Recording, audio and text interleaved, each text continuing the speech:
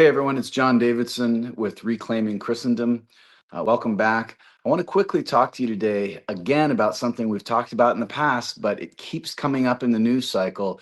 So I think it's important for us to keep revisiting it. And that is the rise of political violence here in America. Now, the thing that you may have seen this week is that a candidate for Attorney General in Virginia, a Democrat named Jay Jones, is under fire for a series of text messages that he sent recently wishing death upon his political opponent, former Speaker of the Virginia House, and also that his children would die in their mother's arms so that he would change his political views. And the justification for this horrible message and this really ghoulish view was that people don't often change their policies unless they're personally affected by this. Now, this is a major statewide candidate for office in Virginia, a Democrat who's been endorsed by leading Democrats in the state of Virginia. He's been supported by Senator Tim Kaine of Virginia and by a host of other organizations that have got behind his candidacy. The interesting thing that has happened with this case, and if you follow the news, you may have seen this, not a single one of those Democratic office holders or those organizations that endorsed Jones has withdrawn their endorsement or come out and said that he is unfit for public service and should drop out of the race.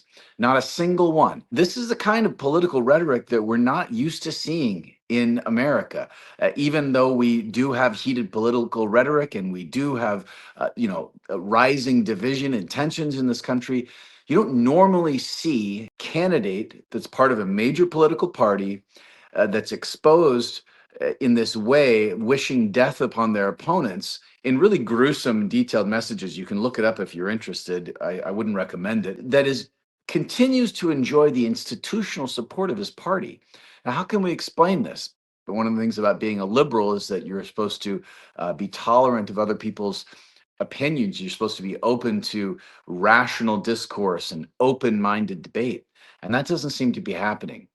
This is what Ta-Nehisi Coates, one of the biggest stars on the left, said to Ezra Klein of the New York Times in a podcast last week. He said that if you disagreed with him about transgenderism, in other words, if you believe that transgenderism is a gender dysphoria and that people who are suffering under this delusion don't need affirmation, they need help.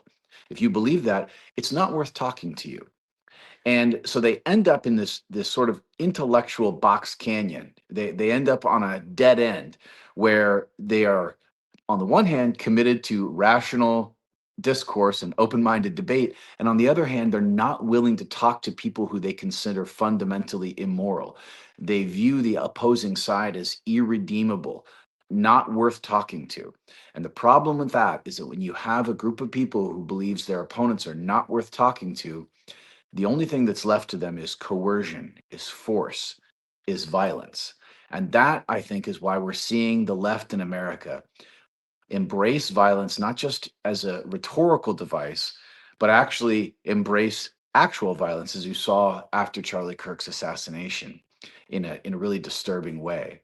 And the source of this, the reason it's happening, is because the left has abandoned the Christian morality that used to form the basis of our civic life in America. And that is why it is so key that we reclaim and refound Christendom here in the United States and across the West, so that we can have a shared Christian morality that will serve as the basics for public life in our country. If we're going to have a public life that's about compromise, that's about self-government, that's about laws, then we have to have a shared morality. And increasingly, that seems very difficult to find. So this is something we're going to keep talking about here at Reclaiming Christendom. Be sure to like this video and subscribe for more on this. Thanks for watching. We'll see you soon.